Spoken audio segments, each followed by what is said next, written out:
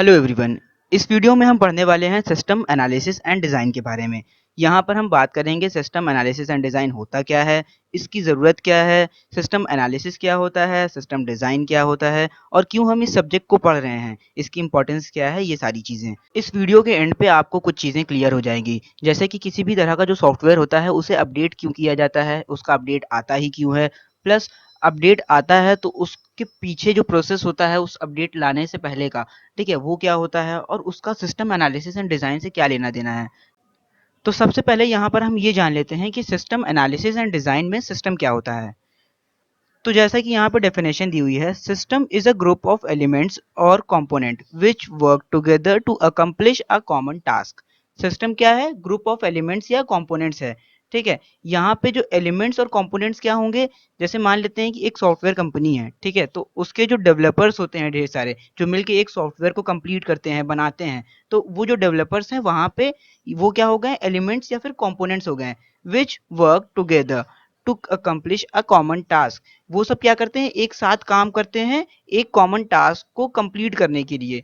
तो एक तरह से समझा जाए कि वो क्या कर रहे हैं? एक सिस्टम को क्रिएट कर रहे हैं। वो जो ढेर सारे डेवलपर्स हैं जो मिलके एक कॉमन टास्क, एक कॉमन सॉफ्टवेयर को डिजाइन कर रहे हैं, डेवलप कर रहे हैं, बना रहे हैं। ठीक है, तो वो क्या कर रहे हैं? एक सिस्टम को फॉर्म कर रहे हैं। यहाँ पे जो ग्रुप ऑफ एलिमेंट्स और कंपोनेंट्स लिखा है, इसका मतलब सिर्फ यही नहीं होता है कि आपके सिर्फ डेवलपर्स का ही ग्रुप का कलेक्शन की बात कर रहे हैं हम। मान लेते हैं एक सीपीयू है, सीपीयू के अंदर मदरबोर्ड होता है, उसमें रैम होती है, प्रोसेसर होता है, हार्ड डिस्क होती है। तो ये सारी चीज़ें क्या करती हैं? ये सारे कंपोनेंट्स एक साथ मिलके काम करते हैं, तभी एक कंप्यूटर सिस्टम तैयार होता है। ठीक है, तभी हमारा जो कंप्यूटर है वो वर्क करता है, वरना कोई एक भी चीज़ खराब हो जाती है तो काम नहीं कर पाता है कंप्यूटर सिस्टम।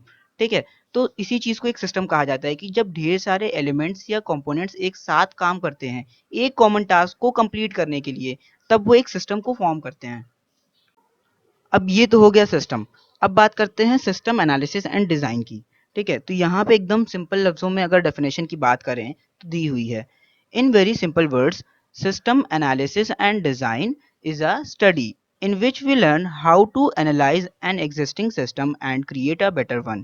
ठीक है, सिंपल शब्दों में कहा जाए तो सिस्टम एनालिसिस एंड डिज़ाइन क्या है? इज अ स्टडी, एक स्टडी है, इन विच, जिसमें हम we learn how to analyze an existing system. इसमें हम सीखते हैं कि एक एग्जिस्टिंग सिस्टम को एनालाइज कैसे किया जाए and create a better one, और एक बेहतर, उससे बेहतर सिस्टम किस तरीके से क्रिएट करें या उसको किस तरीके से और बेहतर बना सकते हैं हम।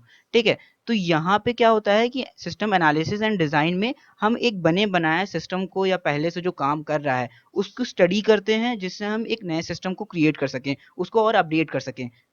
यहाँ पे एक वर्ड यूज हुआ है एनालाइज। ठीक है, तो एनालाइज का मतलब होता है कि फिगर आउट करना किसी भी चीज के प्रॉज एंड कॉन्स को, यानी कि बने बनाए सिस्टम या किसी सॉफ्टवेयर के प्रॉज एंड कॉन्स को निकालना। सिस्टम का मतलब यहाँ पे सिर्फ कोई कंपनी या कोई ऑर्गेनाइजेशन नहीं है। यहाँ पे सिस्टम को हम एक सॉफ्टवेयर से भी लिंक कर सकते हैं, हार्डवेयर के साथ भी लिंक कर सकते हैं, जो जैसा कि हमने क्या कहा कि ग्रुप ऑफ कंपोनेंट जो कि एक साथ काम करते हो, अब चाहे वो कोई हार्डवेयर हो, चाहे कोई सॉफ्टवेयर हो, चाहे कोई कंपनी हो। ठीक है, तो यहाँ पे होता क्या है कि एक कंपनी या किसी सॉफ्टवेयर को जैसे मान लेते हैं, हम एनालाइज करते हैं, उसके पॉजिटिव उसके नेगेटिव पॉइंट्स को निकालते हैं, उसके फीचर्स क्या हैं, उसके एडवांटेजेस क्या हैं, डिसएडवांटेजेस क्या हैं, उसके डिसएडवांटेजेस को कम करने के क्या क्या तरीके हैं, किस तरीके से हम उसको और कम कर सकते हैं, जिससे हमारा जो सॉफ्टवेयर है वो और फ्लुएंटली काम करे और बेहतर काम करे, उसकी परफॉर्मेंस इंक्रीज हो जाए। ठीक है, और उसके एडवांटेजेस को बरकरार रखते हुए किस तरीके से हम उस सॉफ्टवेयर को अपडेट कर सकते हैं, इस सब चीज़ों की स्टडी को हम सिस्टम एनालिसिस एंड डिज़ाइन कहते हैं।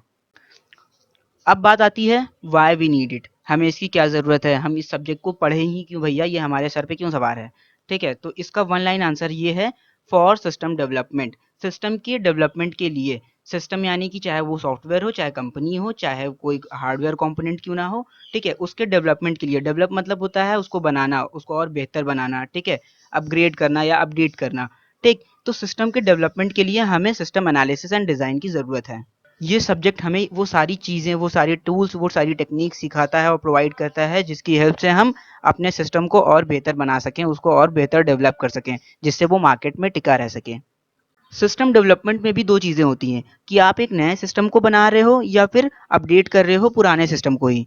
अब क्रिएटिंग अ न्यू वन का मतलब, जैसे मान लेते हैं फूड ऑर्डरिंग सिस्टम। जब जोमेटो स्विगी नहीं था तो हमें रेस्टोरेंट तक जाना जाना पड़ता था वहाँ पे फूड को ऑर्डर करने के लिए। ठीक है, लेकिन अभी क्या है, हम घर बैठे ही फूड ऑर्डर कर सकते हैं ऑनलाइन। ठीक है। तो इस तरह का सिस्टम पहले नहीं था, मान लेते हैं जस्ट कि पहले नहीं था, लेकिन अब क्या हो गया है, वो आ गया है। ठीक है। तो ये चीज़ होती है कि उन्होंने एक नया सिस्टम बनाया पुराने ऑफलाइन सिस्टम को स्टडी करने के बाद। नेक्स्ट पॉइंट है अपडेटिंग द एग्जिस्टिंग वन। ठीक है। इसका मतलब क्या है, जैसे मान लेते हैं हम लोग व्हाट्सएप यूज़ करते हैं और क्या कहते हैं इंस्टाग्राम यूज़ करते हैं और भी बहुत सारे फेसबुक वगैरह यूज़ करते हैं।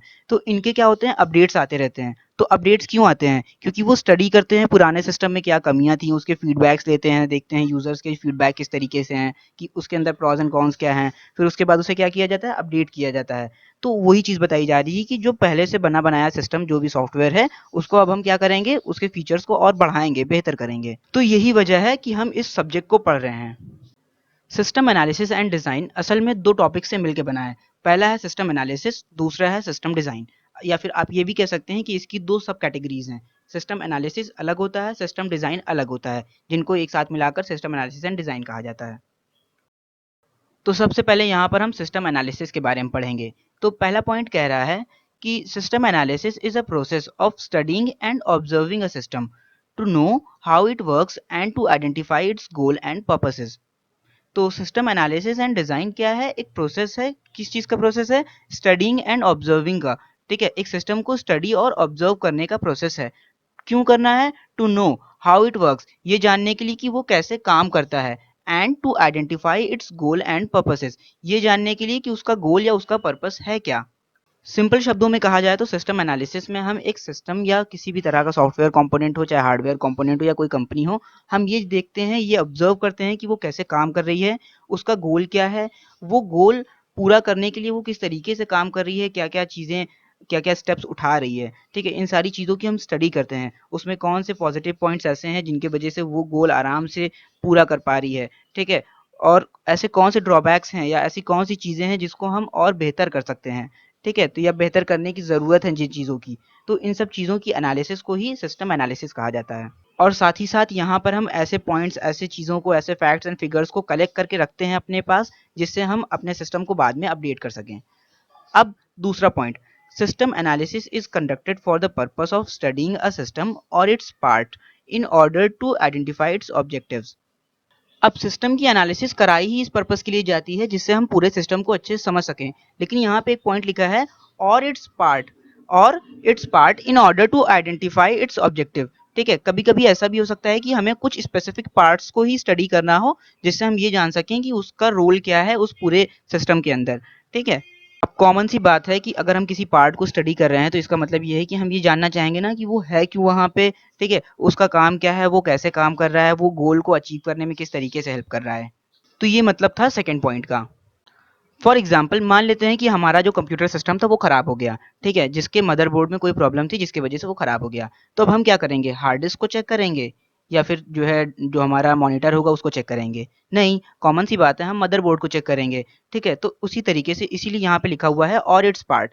ठीक है, तो हम उस स्पेसिफिक पार्ट को एनालाइज करेंगे, उसकी स्टडी करेंगे, जिससे हम उसको बेहतर कर सकें, उसको वापस ठीक कर सकें।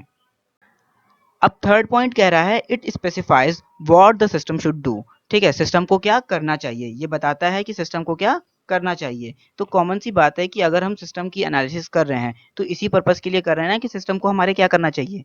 सिस्टम एनालिसिस यही बताती है कि हमारे सिस्टम को क्या करना चाहिए। अब हम पढ़ेंगे सिस्टम डिज़ाइन के बारे में। हमने फैक्ट्स एंड फिगर्स को कलेक्ट कर लिया, हमने जान लिया प्रॉज एंड कॉन्स क्या हैं। ठीक है, किस क्या चीज़ें ड्रॉबैक्स हैं, क्या चीज़ें एडवांटेजेस हैं हमारे, जिसको हमें बरकरार रखना है। तो अब क्या होगी, उसकी डिज़ाइनिंग होती है, रीडिज़ाइन किया जाता है किसी चीज़ को। तो सिस्टम डिज़ाइन क्या होता है, it is the process of planning a new system और रिप्लेसिंग द एग्जिस्टिंग वन। ठीक है, या फिर या तो हम नए सिस्टम को बनाएं या तो पुराने सिस्टम को क्या कर दें, रिप्लेस कर दें। सिस्टम डिज़ाइन जो होता है हमारा, वो सेकंड स्टेप होता है हमेशा। क्यों, क्योंकि पहले हम एनालिसिस करते हैं, हम सारे फैक्ट्स एंड फिगर्स को कलेक्ट कर लेते हैं कि क्या क्या हमें करना है। ठीक है, क्या चीज़ बेहतर करनी है।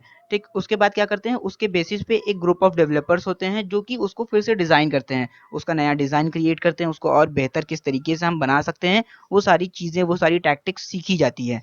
ठीक है, उस तरीकों को इस्तेमाल करते हैं जिससे हमारे जो सिस्टम होगा और बेहतर हो सके। तो वही चीज़ आती है सिस्टम डिज़ाइन में।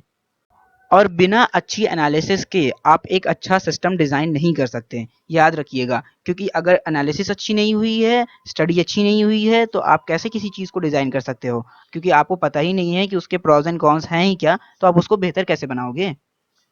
सेकंड पॉइंट कह रहा है it is done by defining its components और modules to satisfy the specific requirement. यहाँ पे एक वर्ड यूज हुआ है डिफाइनिंग। डिफाइनिंग इट्स कंपोनेंट्स, ठीक है। डिफाइनिंग इट्स कंपोनेंट्स या मॉड्यूल्स का मतलब क्या होता है कि उसके कंपोनेंट या मॉड्यूल को फिर से इंस्ट्रक्शन देना, उसको रीकोड करना, उसकी कोडिंग फिर से करना, जिससे वो क्या हो सके, अपनी जो रिक्वायरमेंट्स हम जो चाह रहे हैं वो कर सके, ठीक है, और बेहतर तरीके से कर सके। ठीक है, तो इस पॉइंट का मतलब यही होता है कि it is done by defining its components, उसके कंपोनेंट्स या उसके जो भी मॉड्यूल्स हैं। अगर हार्डवेयर है तो कंपोनेंट हो गया, मॉड्यूल्स सॉफ्टवेयर की बात कर रहे हैं, ठीक है। तो उसके सॉफ्टवेयर को इस तरीके से फिर से कोड किया जाए जिससे वो जो रिक्वायरमेंट है हमारी उसको अच्छे से पूरा कर सके फिर से, ठीक है, हमारा काम और जल्दी और स्पीड में कर सके। अगर कंपोनेंट की बात करें तो जैसे मान लेते हैं रैम है, रैम हम बढ़ा सकते हैं, उसको रिपेयर कर सकते हैं, जिससे क्या हो, वो अच्छे से काम करेगी सारा, और बेहतर तरीके से हमको जो है रिजल्ट मिलेगा, आउटपुट मिलेगा हमारे रिक्वायरमेंट के हिसाब से। अब थर्ड पॉइंट की बात कर लें कि इसका फोकस कहाँ पे होता है, इसका मेन एम क्या होता है। तो इसमें लिखा है कि it focuses on how to accomplish the objective of the system. इसका मेन फोकस होता है कि किस तरीके से हम अपने ऑब्जेक्टिव को पूरा कर सकें, ठीक है। हमारे सिस्टम का जो भी ऑब्जेक्टिव है उसको किस तरीके से पूरा करना है, ये सिस्टम डिजाइन का काम होता है, ठीक है।